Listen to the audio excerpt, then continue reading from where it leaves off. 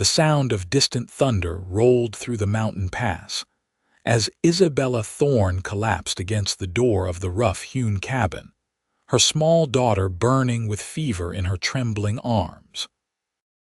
Through the November snow of 1872, high in the Montana Territory wilderness near the settlement of Verde, she had walked for 2 days straight, following the thin trail of smoke she had spotted from the valley below. Her own body was racked with chills and exhaustion, her dress torn and mudded from the journey, but all that mattered was finding help for little Sarah, whose tiny chest rattled with each labored breath. The door swung open before Isabella could knock again, and she found herself staring up at a man who seemed carved from the very mountains themselves. Isaac Tully stood well over 6 feet tall, his broad shoulders filling the doorway, his chest and arms thick with muscle beneath a worn flannel shirt. Long dark hair fell past his collar, and a thick beard covered his jaw, but his eyes held a startling gentleness as they took in the sight of the collapsed woman and her sick child on his doorstep. "Please," Isabella managed to whisper, her voice hoarse from cold and desperation. "My daughter. She is burning up with fever. I did not know where else to go." Isaac did not waste time with questions. In one fluid motion, he scooped both mother and child into his powerful arms as though they weighed nothing at all, kicking the door shut behind him with his boot. The warmth of the cabin enveloped them immediately, the fire crackling in the stone hearth casting dancing shadows across the log walls. He carried them to his own bed, the only proper sleeping place in the single-room structure, and laid them down gently on the thick pile of furs and quilts. "How long has she been sick?" Isaac asked, his voice a deep rumble as he pressed his large hand against Sarah's forehead. The child could not have been more than 4 years old, her blonde curls damp with sweat, her small face flushed crimson. 3 days, Isabella said, struggling to sit up despite her own exhaustion. "We were traveling to my sister's homestead near Helena when our wagon broke an axle. My husband, he went to find help, told us to wait, but that was 5 days ago. He never came back. Sarah got worse and worse. I had to do something. I saw your smoke from the valley." Isaac's jaw tightened, but he focused on the immediate crisis. He moved with surprising efficiency for such a large man, stoking the fire higher before filling a basin with water from a barrel near the door. From shelves lined with various bottles and dried herbs, he selected what he needed with the practiced ease of someone who had spent years learning the mountain's medicine. "The child has pneumonia," he said, his tone grave but not without hope. "And you are not much better yourself. Your lips are nearly blue, and I can hear your breathing from here." He soaked clean cloths in cool water and began to gently wipe Sarah's face and neck. "We need to bring down her fever before it cooks her brain. Then we will worry about getting medicine in her." Isabella tried to help, but her hands were shaking too badly to be of much use. Isaac glanced at her and shook his head firmly. "Rest, woman. You will be no good to your daughter if you collapse. Let me work." There was something in his voice, a quiet authority born not of arrogance but of genuine competence, that made Isabella sink back against the pillows. Her eyes threatened to close of their own accord, but she forced them open, watching as this stranger tended to her precious Sarah with hands that were somehow both powerful and gentle. Isaac worked through the night without pause. He brewed teas from pine needles and wild herbs, coaxing small sips down Sarah's throat whenever she was conscious enough to swallow. He kept cool cloths on her forehead, changing them every few minutes as they warmed. When the child's breathing grew too labored, he propped her up on pillows, supporting her small body as he encouraged her to take deeper breaths. He rubbed salves made from rendered bear fat and aromatic plants onto her chest, the sharp scent of camphor and mint filling the cabin. Isabella drifted in and out of awareness, her own fever climbing as exhaustion and illness claimed her. She was dimly aware of Isaac moving between her and Sarah, of cool water being pressed to her lips, of gentle hands removing her muddy boots and covering her with warm furs. She tried to protest, tried to stay alert, but her body had reached its limit. Morning light was streaming through the small windows when Isabella next opened her eyes. For a moment she panicked, unable to remember where she was, but then she heard it, the most beautiful sound in the world. Sarah's laughter, weak and thin, but unmistakably laughter. Isabella turned her head to see her daughter sitting up slightly, watching as Isaac used his fingers to make shadow puppets dance across the log wall. "Mama!" Sarah's voice was hoarse, but her eyes were clearer than they had been in days. Isaac looked over, his bearded face breaking into a tired smile. "Your mother is awake. That is good. I was beginning to worry she might sleep through the whole winter." Isabella tried to sit up and immediately regretted it as the room spun. Isaac was beside her in an instant, one strong arm supporting her back. "Easy now. You have been sick yourself. Your fever broke about 2 hours ago, but you are still weak as a newborn calf." "Sarah," Isabella managed, reaching for her daughter. "She is improving," Isaac assured her, helping Isabella sit up properly before bringing Sarah closer so mother and daughter could touch. "The worst of the fever broke around midnight. She is not out of danger yet, but she is fighting and fighting well. She is a strong little one." Tears streamed down Isabella's face as she held Sarah's small hand. "Thank you," she whispered, looking up at Isaac. "I do not even know your name, and you have saved our lives." "Isaac Tully," he said, moving back to the fire where a pot of something that smelled wonderfully savory was bubbling. "And you are welcome, though I would have thought that obvious given I have been caring for you both all night." There was no irritation in his tone, just a dry humor that made Isabella almost smile despite everything. "Isabella Thorne," she replied, "and this is Sarah." "I cannot begin to thank you enough." "You can thank me by eating," Isaac said, ladling broth into wooden bowls. "Both of you need to get your strength back. This is venison broth with wild onions and herbs. It will help you heal." The broth was delicious, rich and warming, and Isabella realized she could not remember the last time she had eaten.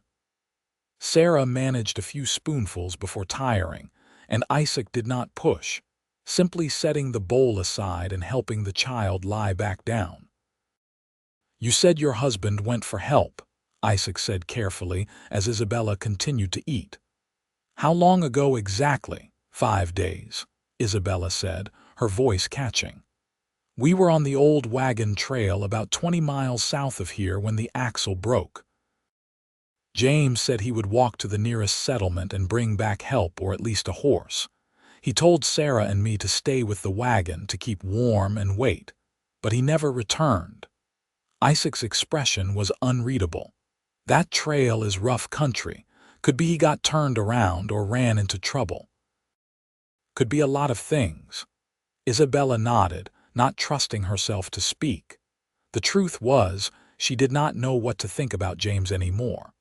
Their marriage had been one of convenience more than love, two lonely people finding solace in partnership on the frontier. But in the past months, James had grown distant, restless. When he had suggested moving closer to Isabella's sister in Helena, she had hoped it might help. Now she wondered if he had simply seen an opportunity to escape his responsibilities.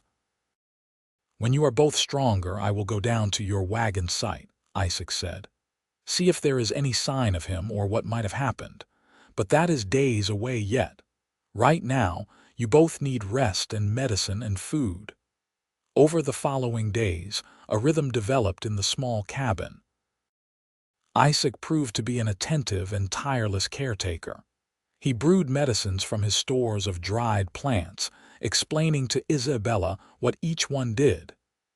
Yarrow for fever, mullein for the lungs, willow bark for pain and inflammation. He made poultices for Sarah's chest, the warmth and herbs helping to loosen the congestion. He prepared nourishing meals, somehow making delicious dishes from venison, rabbit, and stored vegetables. Isabella learned that Isaac had lived in these mountains for nearly 8 years, having come west after the war. He had been a field medic during the conflict, learning to treat injuries and illnesses with whatever was available. When peace came, he found he could not settle back into the life he had known before. The mountains called to him, offering solitude and a kind of purpose he had not found elsewhere. "I trap in winter, hunt year-round, and trade furs and meat in town a few times a season," he explained one afternoon as he showed Isabella how to prepare a particular tea. "It is a simple life, but it is mine, no one to answer to but myself and the mountain." "It sounds lonely," Isabella said softly. Isaac was quiet for a moment, his large hands pausing in their work. "It is," he admitted, "but loneliness out here is different than loneliness among people. At least here I know what to expect." Isabella understood that feeling more than she wanted to admit. She had been lonely for a long time, even when James was beside her. Sarah grew stronger each day, her young body responding well to Isaac's care and the warmth and safety of the cabin. She began to talk more, her natural curiosity emerging as she felt better. Isaac proved remarkably patient with her endless questions, treating her observations with genuine interest rather than condescension. "Why do you have such long hair?" Sarah asked one morning as Isaac was helping her eat breakfast. "Because cutting it is a bother," Isaac replied, though there was a smile in his voice, "and it keeps my neck warm in winter." "Mama says I will have long hair when I am bigger," Sarah continued, "but right now it is just a hair." She indicated her shoulders. "Well, you have very pretty hair," Isaac said seriously. "Golden as summer wheat." Isabella watched these interactions with a growing warmth in her chest that had nothing to do with fever. There was something deeply touching about seeing this massive, rugged man be so gentle with her small daughter. Isaac could have been irritated by their presence, resentful of the burden they represented, but instead, he seemed genuinely invested in their well-being. As Isabella regained her strength, she began to help more around the cabin. Isaac protested at first, insisting she should rest, but she was not the type to remain idle when there was work to be done. She mended his clothes, sewing patches over worn spots with neat, precise stitches. She organized his stores, noting what was running low and what was plentiful. She prepared meals when he was out checking his trap lines, using his supplies to make hearty stews and biscuits that filled the cabin with warm, welcoming scents. "You do not have to do all this," Isaac said one evening when he returned to find dinner waiting and his laundered clothes hanging by the fire to dry.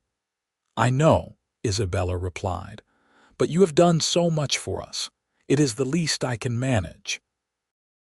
Isaac stood there for a long moment, snow melting from his coat, his dark eyes searching her face. "You and the child, you are welcome to stay as long as you need, through the winter if necessary. The snow will only get worse from here and travel will be near impossible until spring thaw." Isabella felt her heart skip. "We cannot impose on you like that. You have already done more than anyone could expect."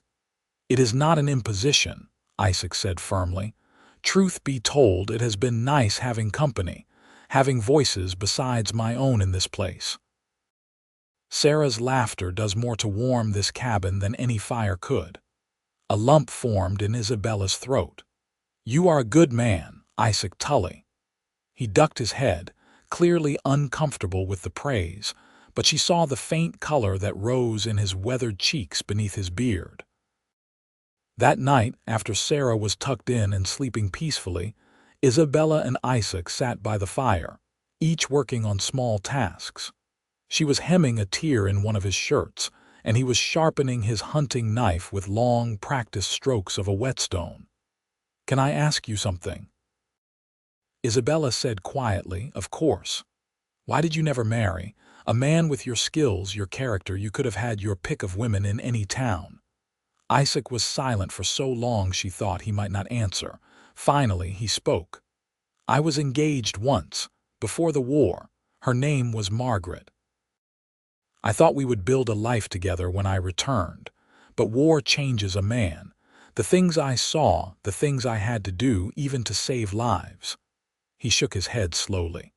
"When I came home, I was not the same person who had left. Margaret saw it too.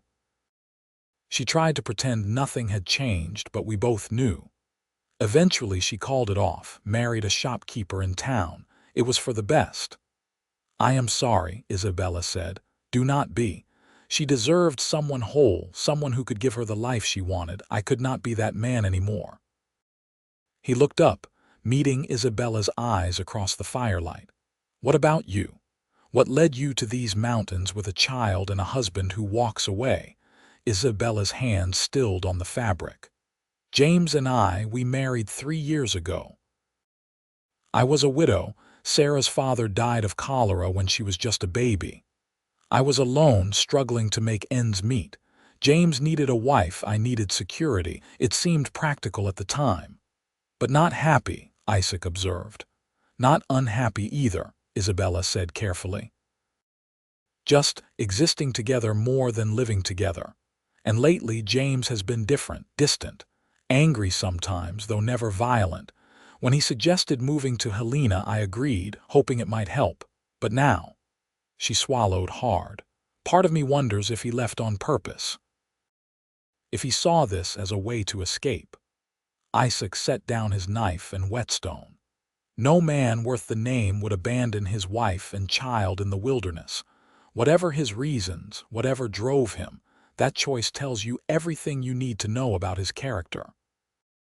"Perhaps I should have seen it sooner," Isabella said quietly. "Or perhaps you did the best you could with the situation you were in," Isaac countered. "Survival makes us all make choices we might not otherwise. There is no shame in that." His words, spoken with such quiet certainty, eased something tight in Isabella's chest. For the first time in a long time, she did not feel judged or found wanting. 2 weeks after their arrival, Sarah was well enough to play, though Isabella kept her inside given the heavy snow that now fell almost daily.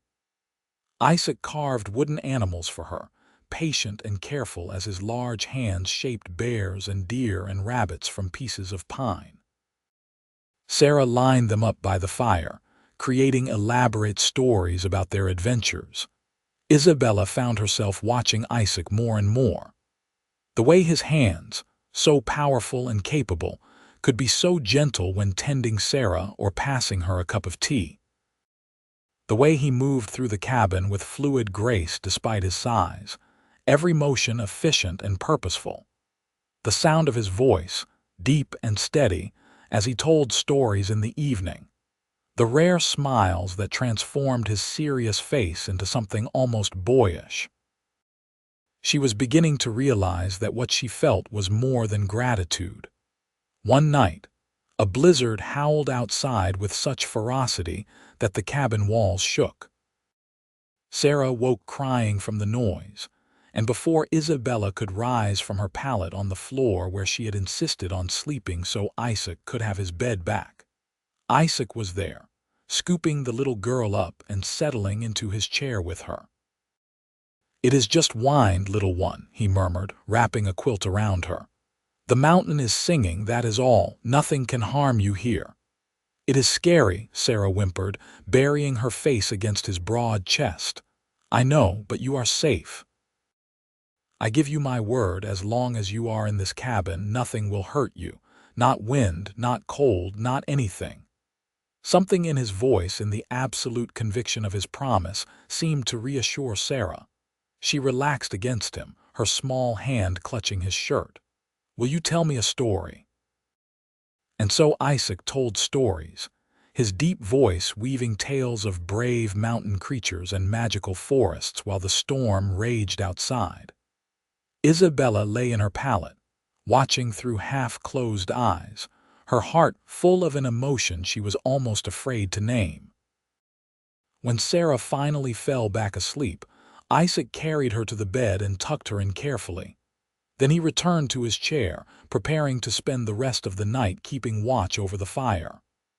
"Isaac," Isabella whispered, rising from her pallet, "you should sleep. You cannot stay awake all night." "Someone needs to tend the fire in a storm like this," he replied, "and I am used to it." Isabella moved to stand beside his chair, looking down at him. In the firelight, with his long hair loose around his shoulders and his strong features softened by shadow, he looked like something out of legend, a guardian carved from the mountain itself. "Then I will stay up with you," she said. "We can take turns with the fire." "Isabella, please," she said softly. "I am tired of feeling helpless. Let me do this small thing." He looked up at her and something passed between them, something electric and terrifying and wonderful. Slowly he nodded. They sat together through the night, talking quietly when they talked at all, comfortable with silence when words were not needed. Isaac told her about the mountains, about the way they changed with the seasons, about the animals that lived in these high places. Isabella told him about her life before, about the dreams she had once had, about the strength she had found in herself since becoming a mother. As dawn broke, the storm finally easing, Isabella realized she had never felt more at peace. Here in this simple cabin, with this complicated man and her sleeping daughter, she felt something she had not felt in years. She felt home. The days that followed took on a deeper intimacy. Isabella and Isaac moved around each other in the small space with increasing ease, their hands sometimes brushing as they passed, their eyes meeting across the room with growing frequency. Sarah, with the intuitive wisdom of children, began referring to Isaac as our mountain man, a phrase that made both adults flush and exchange uncertain glances. One afternoon, while Sarah napped and Isabella was preparing vegetables for stew, Isaac suddenly spoke from where he was working on repairing a snowshoe. "I should go down to your wagon soon. Look for your husband or any sign of what happened." Isabella's hands stilled. In the warmth and safety of the cabin, she had almost let herself forget about James, about the world outside these log walls. "Yes," she said quietly, "I suppose you should. The weather has been clear these past 2 days. If it holds, I could go tomorrow, be back in 3 days. 3 days." Isabella felt a flutter of anxiety. "That long?" Isaac looked up and something flickered in his eyes. "You will be safe here. The cabin is stocked and you know how to use my rifle if you need to, though nothing should bother you." "I am not worried about that," Isabella said, then stopped, unsure how to articulate what she was actually feeling. "What then?" Isaac set down the snowshoe and gave her his full attention. "I have grown accustomed to your presence," Isabella admitted, her cheeks warming. "These weeks, they have been difficult in many ways, but also, they have been the happiest I can remember in a long time. The thought of you being gone, even for 3 days, it troubles me more than it should." Isaac stood slowly, crossing the room until he was standing before her. This close, Isabella had to tilt her head back to meet his eyes. She was not a small woman, but he made her feel delicate, protected. "It troubles me too," he said, his voice barely above a rumble. "Leaving you, even for a short while, but we need to know what happened to your husband. Not just for legal reasons, though those matter, but because you need to know, so you can decide what comes next." "What if," Isabella began, then stopped, biting her lip. "What if what?" Isaac prompted gently. "What if I already know what I want to come next?" The air between them seemed to thicken. Isaac raised one large hand slowly, giving her every chance to move away, and brushed his knuckles against her cheek. The tenderness of the gesture from such a powerful man made Isabella's breath catch. "You have been through much," Isaac said softly. "I would not take advantage of your gratitude or your circumstances. When you make decisions about your future, I want you to make them with a clear head and full knowledge of your situation." "You think this is just gratitude?" Isabella asked, her voice trembling slightly. "That I do not know my own heart. I think you are a woman who has had precious little kindness in her life," Isaac said. "And I think you deserve time to understand the difference between gratitude and something more." "And what do you feel?" Isabella asked boldly, her heart pounding. "Is it just duty that keeps you caring for us?" Isaac's jaw tightened, and his hand moved from her cheek to gently cup the side of her face. "What I feel is beyond anything I have allowed myself to feel in years. You and Sarah, you have brought light into a darkness I did not even realize I was living in. But that does not change the fact that you are married, that we need to know what happened to your husband. I will not dishonor you by acting on feelings that might complicate your life further." Tears pricked Isabella's eyes. "You are too good." "I am practical," Isaac corrected, though his thumb stroked her cheekbone gently before he dropped his hand and stepped back. "I will go tomorrow, find answers, then we will know where we stand." That night, Isabella lay awake long after Sarah's breathing had evened out in sleep. Tomorrow Isaac would leave, would go looking for James. Part of her hoped he would find answers. Another part, the part she was almost ashamed of, hoped he would find nothing but proof that James had abandoned them intentionally, that their marriage was effectively over. What did that say about her character? Was she wicked for hoping her husband had chosen to leave? Or was she simply being honest with herself about a marriage that had never been built on love? Isaac left at first light, his pack loaded with supplies for the journey. He showed Isabella once more how to bar the door properly, where his weapons were stored, how to signal for help if needed, though he assured her no one would hear this far from town.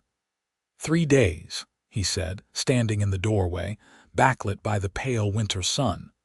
4 at most if the weather turns. You have enough firewood stacked to last a week, and the food stores are clearly marked. We will be fine, Isabella assured him, though her stomach was tight with anxiety. Isaac looked at Sarah, who was sitting by the fire with her wooden animals, then back at Isabella. For a moment it seemed he might say something more, but instead he just nodded once and stepped out into the snow. The first day was manageable. Isabella kept busy cooking, cleaning, playing with Sarah, organizing things that did not really need organizing. But as the sun set and the cabin fell into shadow, she found herself jumping at every sound, her eyes constantly drawn to the door. The second day was harder. Snow began to fall in the afternoon, thick and heavy. Isabella told herself it meant nothing that Isaac had planned for the possibility of weather, but she could not shake the worry that gnawed at her. "When is our mountain man coming home?" Sarah asked that evening. "Soon, sweetheart," Isabella said, hugging her daughter close. "Very soon." "I miss him," Sarah said simply. "He tells the best stories." "I miss him too," Isabella admitted. The third day dawned clear but bitterly cold. Isabella tried to maintain her normal routine, but she found herself constantly looking out the window at the empty expanse of snow. When afternoon began to fade toward evening and there was still no sign of Isaac, she felt panic beginning to build in her chest. What if something had happened to him?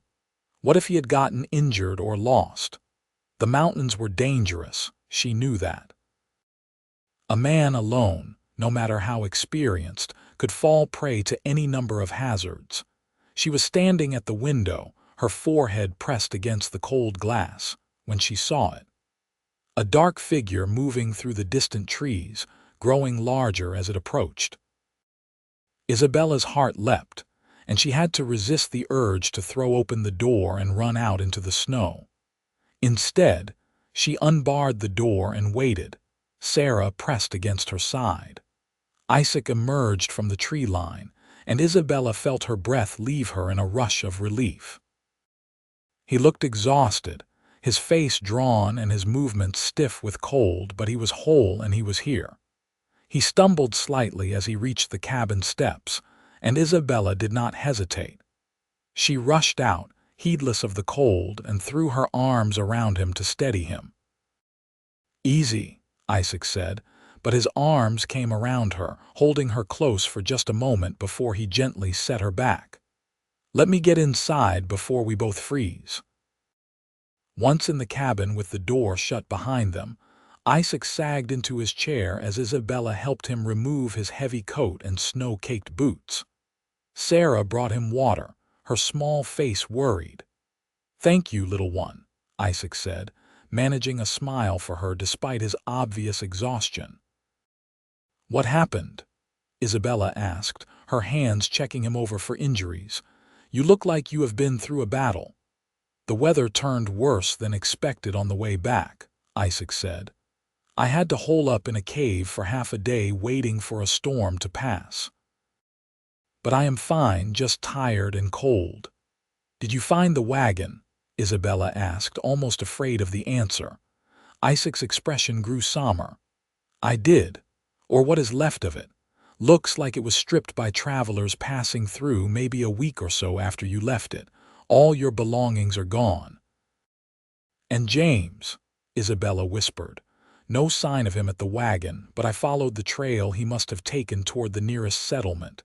Isabella, I found him." Her heart stopped. "Is he?" "He is alive," Isaac said carefully.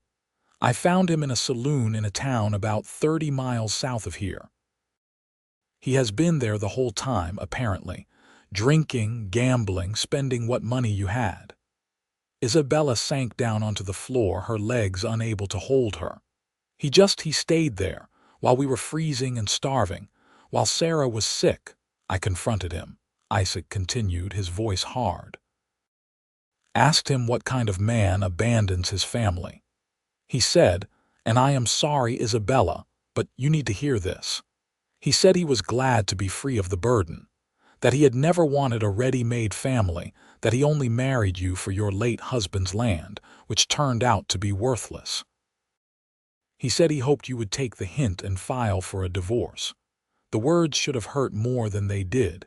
Instead, Isabella felt an odd sense of relief washing over her. "So he left us intentionally?" "Yes," Isaac said. "I am sorry. Did you tell him Sarah and I are alive?" Isabella asked. "I did. He did not seem particularly concerned one way or the other. I made it very clear that if he ever came looking for you, he would answer to me. I do not think he will bother you." Isabella looked up at Isaac, this man who had risked himself to bring her answers, who had crossed dangerous country to give her truth. "So I am essentially abandoned. My marriage is over in all but legal paperwork." "That is the sum of it," Isaac confirmed. "There is a lawyer in Verdi who handles territorial divorces.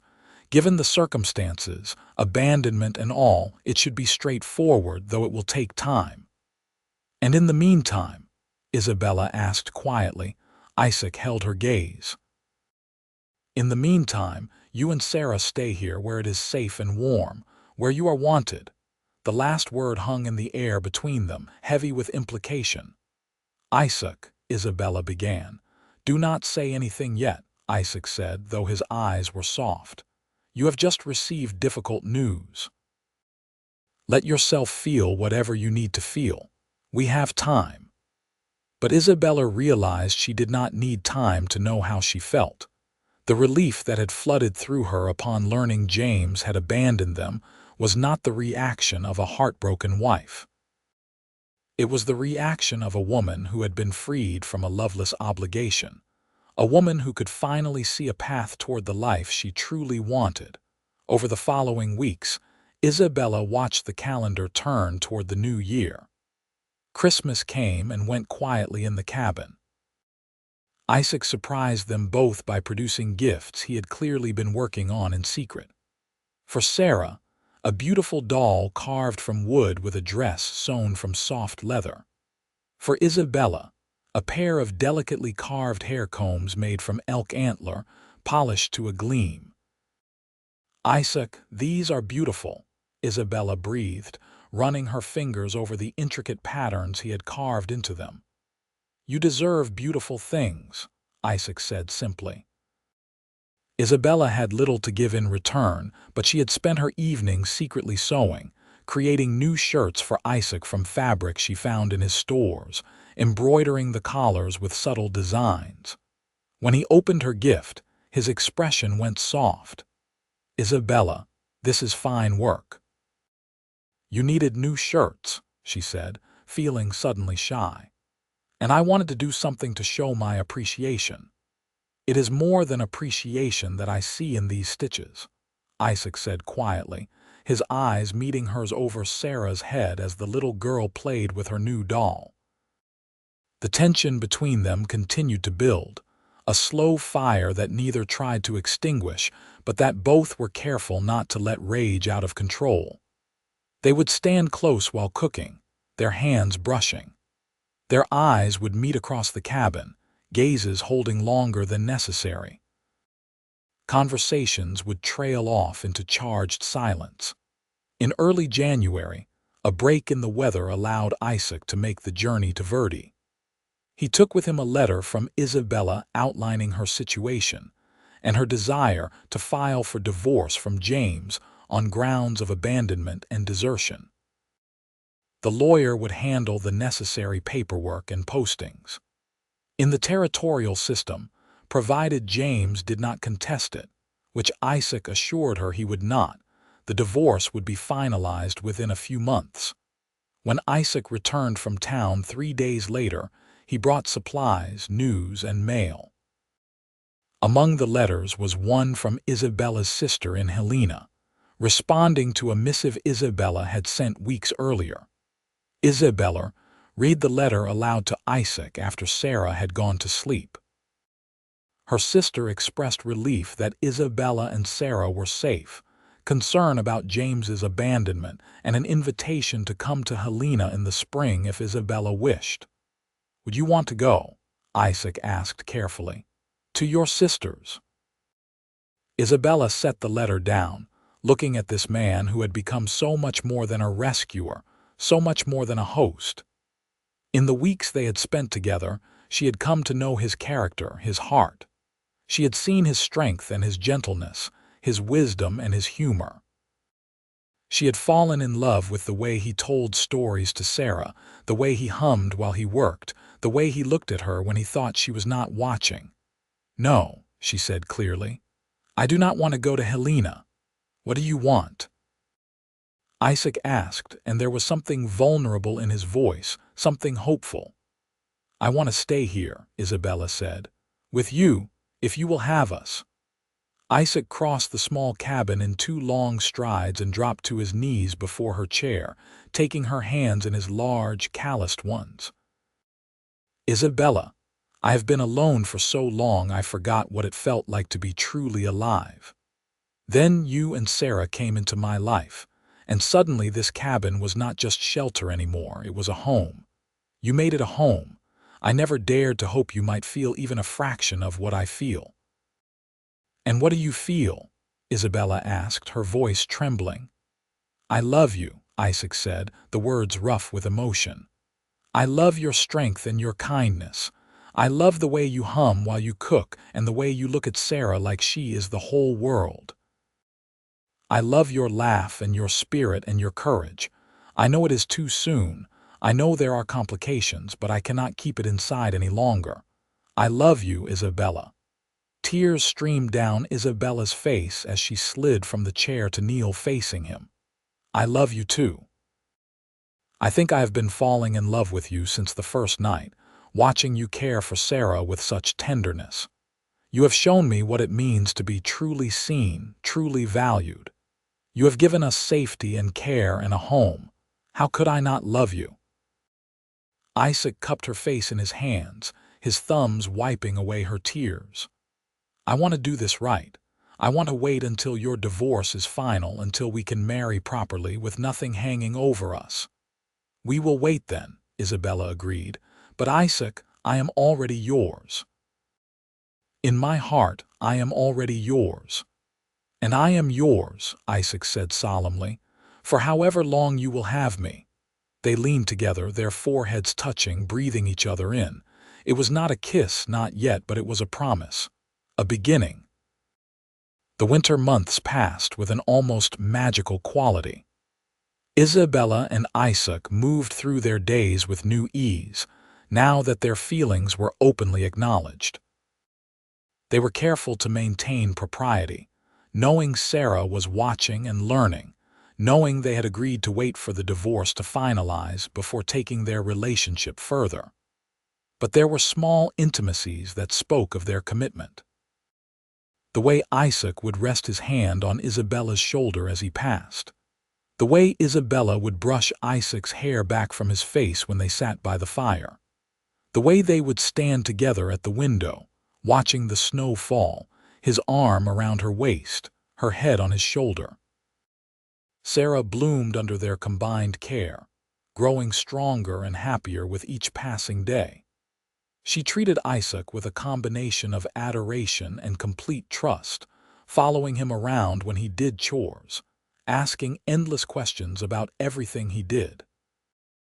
Isaac, for his part, treated her with unfailing patience and genuine affection.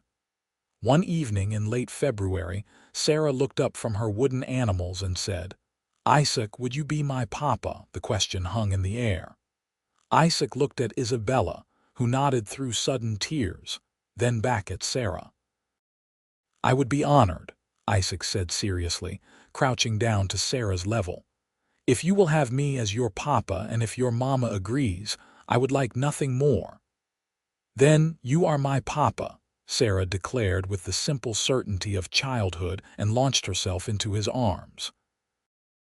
Over her head, Isaac and Isabella's eyes met, and in that look was everything they could not yet say aloud in front of the child.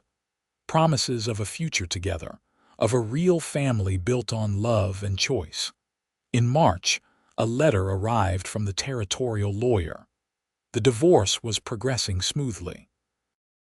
James had been located and served with papers, and to everyone's relief, had not contested anything. He had signed away all rights and responsibilities regarding Sarah, essentially acknowledging that he had never legally adopted her and wanted no claim on her. The final decree should be issued by early May. 3 more months, Isabella said, reading the letter for the 3rd time. 3 more months and I will be free. "Then we marry immediately," Isaac said firmly. "I want no more waiting than necessary. I want you as my wife, legally and before God and man." "Yes," Isabella agreed, her heart soaring. "Yes." As the snow began to melt and the first signs of spring appeared in the high country, Isabella and Isaac made plans. They would marry in Verdi, with the circuit preacher if one was available, or with the justice of the peace if not. They would make the cabin their home, at least for now. Isaac would continue trapping and hunting, and Isabella would help, learning the skills she needed to be a true partner in this mountain life. They would raise Sarah together, and perhaps, in time, give her siblings.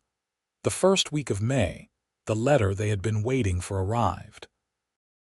The divorce was final. Isabella was legally free. "We can go to town next week," Isaac said, his voice tight with suppressed emotion. "Get married, make it official." "Next week," Isabella laughed.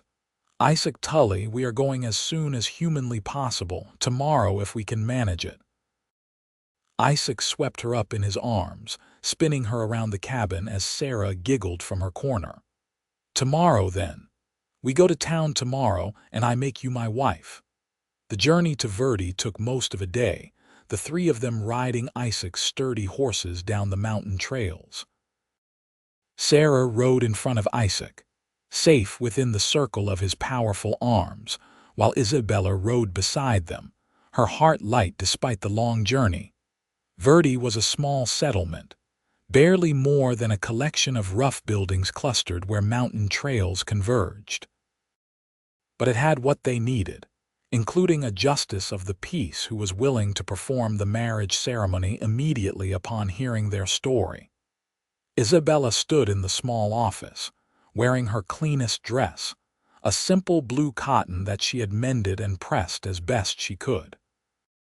Isaac stood beside her, his long hair pulled back, wearing one of the shirts she had made him.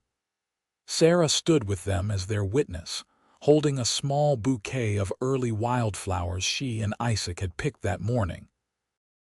"Do you, Isaac Tully, take this woman, Isabella Thorne, to be your lawfully wedded wife, to have and to hold from this day forward, for better or worse, for richer or poorer, in sickness and in health, as long as you both shall live?"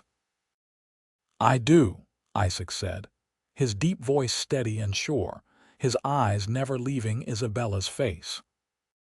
"And do you, Isabella Thorne, take this man, Isaac Tully, to be your lawfully wedded husband, to have and to hold from this day forward, for better or worse, for richer or poorer, in sickness and in health, as long as you both shall live?" "I do," Isabella said, tears of joy streaming down her face. "Then, by the power vested in me by the Montana Territory, I pronounce you husband and wife. You may kiss your bride." Isaac cupped Isabella's face in his hands, gentle despite his size and strength, and kissed her with a tenderness that made her knees weak.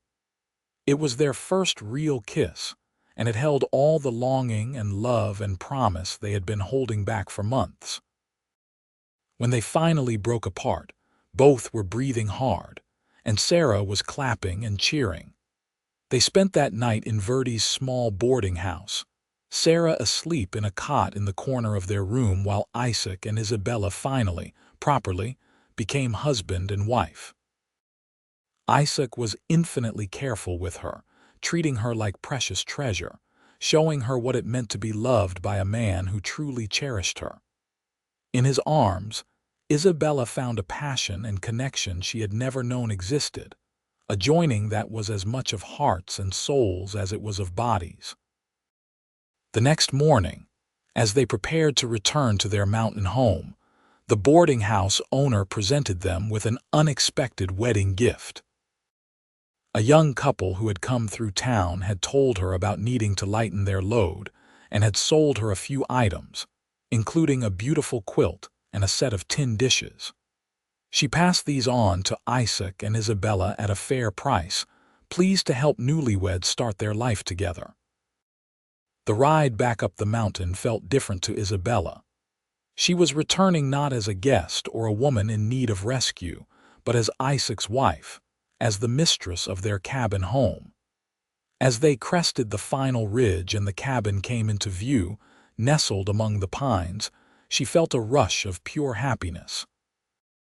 "Welcome home, Mrs. Tully," Isaac said softly, reaching across to squeeze her hand. "Home," Isabella repeated, loving the sound of it. "Yes, this is home." They settled into married life with surprising ease. The rhythms they had established over the winter continued, but now enhanced by the freedom to openly express their love. Isaac would pull Isabella into his arms for a kiss as she cooked. She would run her fingers through his long hair as they sat together in the evenings. They would lie together at night, wrapped in each other's arms, talking about their dreams and plans for the future. Sarah adapted to calling Isaac Papa with enthusiasm, and he took his role as her father with complete seriousness. He taught her to identify animal tracks, to recognize edible plants, to move quietly through the forest. He was protective but not stifling, allowing her to explore and learn while keeping her safe. In June, Isabella realized she was pregnant. The realization came with a mix of joy and nervousness. She told Isaac one evening after Sarah was asleep, suddenly uncertain how he would react. "I am going to have a baby," she said quietly. "In early winter, I think." Isaac stared at her for a long moment, and then a smile broke across his face like sunrise. "A baby, truly." "Truly," Isabella confirmed. "Are you happy?" "Happy." Isaac lifted her into his arms despite her protests, spinning her gently. "I am overjoyed. Isabella, you have given me everything I never dared to hope for, a wife, a daughter, and now another child. I am the most blessed man alive." He set her down carefully, his hands going to her still flat stomach. "A baby," he repeated wonderingly. "Our baby." The pregnancy was easier than Isabella's first had been, perhaps because she was well fed and cared for, perhaps because she was loved and happy. Isaac became even more protective, if that was possible, constantly ensuring she was comfortable and not overworking herself. He took over the heavier chores without comment, insisting she rest more. Sarah was excited about becoming a big sister, constantly talking to Isabella's growing belly and making plans for all the things she would teach the baby. As summer turned to fall, Isaac took Isabella and Sarah down to Verdi several times, ensuring Isabella was seen by the town's doctor, a rough but competent man who confirmed everything was progressing normally. He also made sure they had everything they would need for the birth, medical supplies and soft blankets and tiny clothes. In late October, Isabella went into labor. Isaac had prepared as thoroughly as he could, drawing on his medical training from the war. He had water boiled, clean cloths ready, everything organized. But as Isabella's labor progressed, she saw the fear in his eyes, the terror of potentially losing her. "I am strong," she reminded him between contractions, gripping his hand. "And you are skilled. We can do this together." Sarah had been sent to stay with a neighbor family in Verdi for this week, so it was just Isaac and Isabella as the baby made its entrance into the world. After 12 hours of labor, as the sun was setting on a cold October day, Isabella gave birth to a healthy baby boy. "A son," Isaac breathed, carefully cleaning the infant and placing him in Isabella's arms. "We have a son." The baby had Isaac's dark hair and strong features, but Isabella's nose and chin. He was perfect. "What shall we name him?" Isabella asked, running her finger along her son's tiny cheek. "Thomas," Isaac said immediately. "After your first husband, Sarah's father. He may not be here, but he gave you Sarah, and that made my family possible." Isabella looked at her husband with fresh tears. "You would honor him that way. He was Sarah's father, and he clearly loved you both.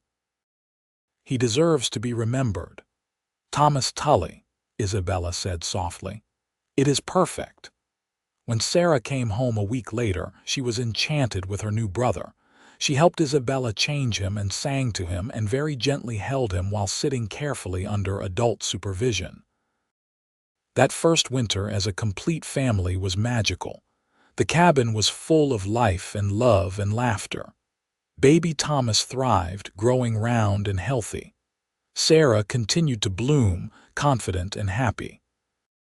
Isaac proved to be as devoted a father to Thomas as he was to Sarah, rising in the night to walk with the baby when he was fussy, carving tiny wooden toys, singing rough lullabies in his deep voice.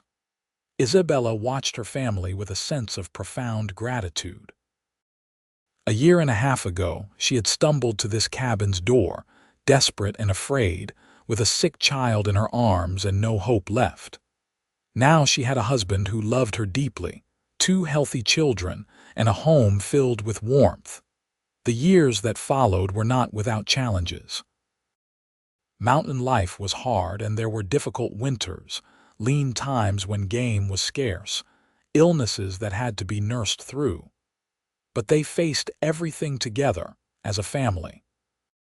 When Sarah was 8 and Thomas was 3, Isabella gave birth to twin girls, Rose and Lily, who filled the cabin with even more noise and joy.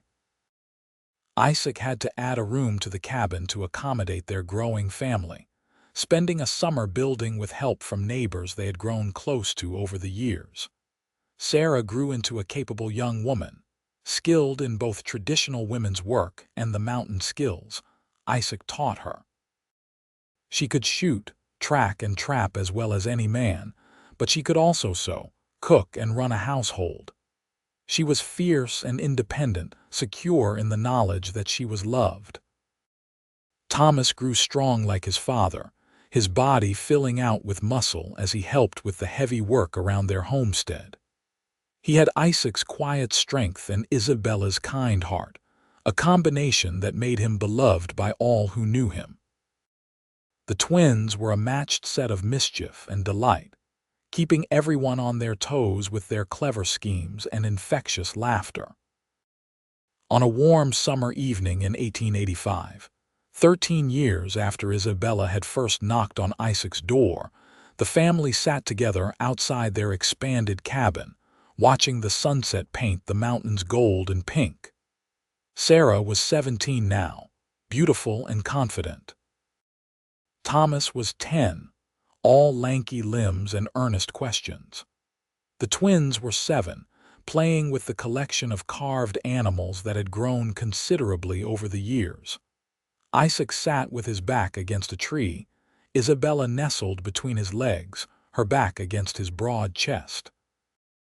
His arms were wrapped around her, his chin resting on top of her head. "Are you happy?" he asked quietly just for her. Isabella looked at their children, healthy and whole and happy. She thought about the home they had built, not just the physical structure but the life they had created. She thought about the love she felt every single day in ways large and small. "I am more than happy," she said. "I am completely and utterly blessed. You saved my life that night, Isaac, you and Sarah. But more than that, you gave me a life worth living. You gave me love and family and home." "You gave me the same," Isaac said, pressing a kiss to her hair. "I was just existing before you came. You taught me how to truly live again." They sat in comfortable silence, watching as the sky darkened and stars began to appear. Sarah came to sit near them, and then Thomas, and finally the twins curled up between everyone. The Tully family together. Later that night, after the children were all asleep, Isaac and Isabella lay in their bed, wrapped in each other's arms as they had been countless nights before. "Do you ever think about that first night?" Isaac asked. "When you appeared at my door?" "All the time," Isabella admitted. "I think about how close we came to dying, Sarah and I, how if we had not seen your smoke or if you had turned us away, everything would be different." "I could never have turned you away," Isaac said. "I think some part of me knew even then that you were meant to be here, that we were meant to find each other." "Destiny," Isabella murmured. "Or just the incredible luck of two lonely people finding each other in the wilderness," Isaac replied. "Either way, I am grateful for every day." "As am I," Isabella said, snuggling closer to her husband's warmth. "As am I." They fell asleep like that, together and content, in the home they had built in the mountains. Outside, an owl hooted softly, and the wind whispered through the pines. Inside, the Tully family slept safe and warm, bound together by love that had grown from the most desperate of circumstances into something unshakable and eternal. Sarah eventually married a young man from Verdi, a carpenter with kind eyes and steady hands. She and her husband built a homestead not far from Isaac and Isabella, close enough to visit regularly but far enough for independence. When Sarah had her first child, a daughter, Isabella cried as she held her granddaughter, marveling at how life continued in beautiful cycles. Thomas grew into a man very much like his father, tall and strong and gentle. He chose to stay on the mountain, building his own cabin on the edge of the family's land, working alongside Isaac in the trapping and hunting that sustained them. Eventually, he too married, bringing home a practical, spirited woman who fit into the family perfectly. The twins, always a pair, ended up marrying brothers from a neighboring homestead, causing much laughter about how fitting it was that twins should marry twins. They moved together to a valley not far away, close enough that the extended family could gather regularly. Through it all, Isaac and Isabella remained the center, the foundation upon which the family was built. They grew older together gracefully, Isaac's hair going silver though he remained strong, Isabella's face gaining lines that only made her more beautiful to her husband's eyes.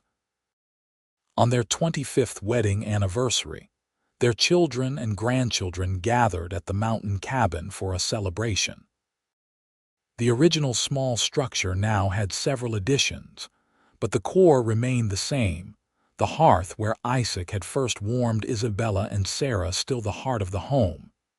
As Isaac and Isabella stood together, surrounded by the family they had created, Sarah stood to give a toast. 25 years ago, my mother made a desperate choice. She took me and left everything familiar, searching for safety. She found it here in this cabin with this man. But more than safety, she found love. Real, true, lasting love. Papa Isaac, you saved our lives that winter. But you did more than that. You showed us what family truly means. You chose us and you have chosen us every day since. Mama, you were the bravest person I knew walking through that storm to find help. But you were even braver for opening your heart again, for taking a chance on love. You too built something extraordinary here, not just a family but a legacy of love and strength and perseverance. To Isaac and Isabella Tully, may you have many more years together. Everyone raised their glasses, voices joining in the toast. Isaac and Isabella looked at each other, and in their eyes was everything they had shared, every moment of joy and sorrow, every challenge overcome, every quiet evening by the fire. I love you, Isaac said, the words as true now as they had been the first time he spoke them. And I love you, Isabella replied. Forever.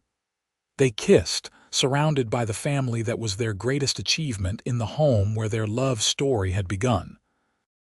Outside, the mountains stood eternal, witness to a love that had started with a desperate knock on a door and had grown into something that would echo through generations. Years later, when they were both very old, Isaac and Isabella would sit together on the porch they had added to the cabin, watching the sunset as they had done thousands of times before. Their hands, weathered with age but still strong, would be clasped together. They would talk about their life, about the children and grandchildren and great-grandchildren that had come from that desperate winter night so long ago. No regrets, Isaac would ask, as he had asked so many times over the years. Not a single one, Isabella would reply, as she always did. You gave me everything. You gave me love and home and family. You gave me a life I never dreamed possible. We gave each other everything, Isaac would correct gently. You saved me just as much as I saved you, maybe more. And as the sun set over the Montana mountains, painting the sky in shades of gold and rose, Isabella and Isaac Tully would sit together, two souls who had found each other in the wilderness and built a love that would last beyond their lifetimes, carried on in the hearts of all those who came after them. The cabin would stand for many years after they were both gone, maintained by their descendants as a testament to where it all began.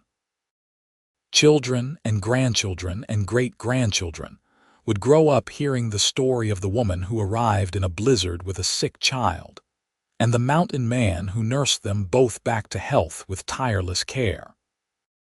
They would hear about how that act of compassion had sparked a love that became legendary in the family, a standard against which all other loves were measured. And late at night, when the wind whistled through the pines around that old cabin, some swore they could feel the presence of Isabella and Isaac still there, still watching over the family they had created, still loving each other as deeply in death as they had in life. The Tully family story became one passed down through generations, a reminder that love can bloom in the most unexpected places, that families are built not just by blood but by choice and commitment, and that sometimes the most desperate moments lead to the most beautiful outcomes. In the end, Isabella and Isaac's love story was not about dramatic rescues or grand gestures, though those had played their part. It was about two people who chose each other every single day, who built a life together through hard work and dedication and unwavering commitment. It was about finding home not in a place but in a person, and about the transformative power of genuine love and care. Their legacy lived on not just in the descendants who bore their names and their features, but in the values they had instilled: strength tempered with gentleness, independence balanced with community, the courage to take chances on love, the wisdom to recognize true worth beneath surface circumstances. Isaac Tully, the mountain man who had thought himself too damaged for love and family, found healing and wholeness in caring for those who needed him. Isabella Thorne, who had known too little true love in her life, discovered what it meant to be cherished and valued. Together, they created something that outlasted them both, a love story that became a family legend, proof that even in the hardest circumstances, hope and love can flourish. And so their story, which began with a desperate knock on a cabin door on a cold November night in 1872, became a testament to the enduring power of love, compassion, and the human capacity for connection. It was a reminder that sometimes salvation comes not in the form we expect, and that the deepest loves often grow from the simplest acts of kindness. In the wild territory of Montana, in the shadow of eternal mountains, Isabella and Isaac built their forever, and that forever extended far beyond their own lives, touching all those who came after with the enduring warmth of their devotion to each other.